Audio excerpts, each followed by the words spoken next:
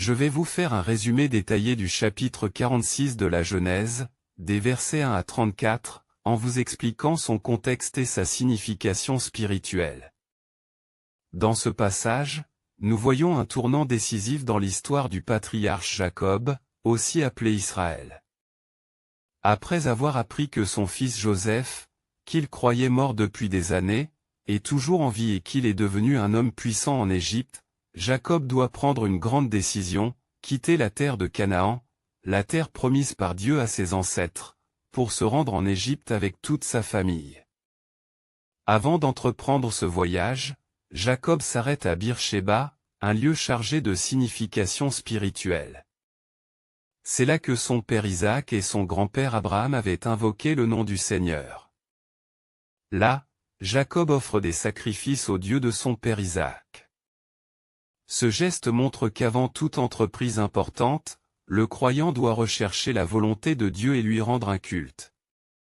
C'est dans ce lieu saint que Dieu lui parle dans une vision nocturne, l'appelant par son nom, Jacob, Jacob. Et Jacob répond, Me voici.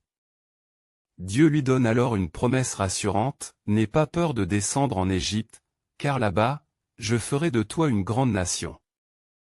Moi, je descendrai avec toi en Égypte, et moi aussi, je t'en ferai remonter. Cette parole divine est cruciale.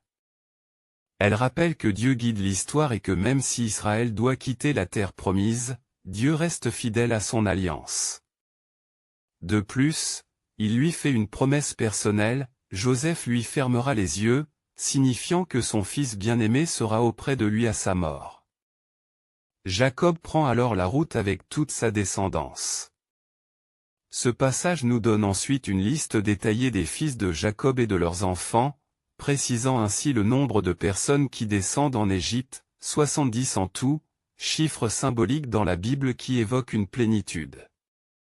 Cette généalogie témoigne de la fidélité de Dieu à la promesse faite à Abraham, celle de multiplier sa descendance comme les étoiles du ciel. À leur arrivée en Égypte, Joseph monte dans son char et se précipite à la rencontre de son père en Goshen. Ce moment est empreint d'une émotion immense, Jacob et Joseph s'étreignent longuement et pleurent ensemble. Jacob, submergé par l'émotion, s'exclame, « Maintenant, je peux mourir, puisque j'ai revu ton visage et que tu es encore en vie. » Ces paroles montrent que son plus grand désir était d'être réuni avec son fils perdu. Joseph conseille ensuite à ses frères de dire à Pharaon qu'ils sont des éleveurs de troupeaux, un métier méprisé par les Égyptiens. Ainsi, Pharaon les installera à Goshen, une région fertile et propice à leur mode de vie. Ce choix stratégique garantira leur prospérité et leur séparation culturelle avec les Égyptiens, préservant ainsi leur identité en tant que peuple de Dieu.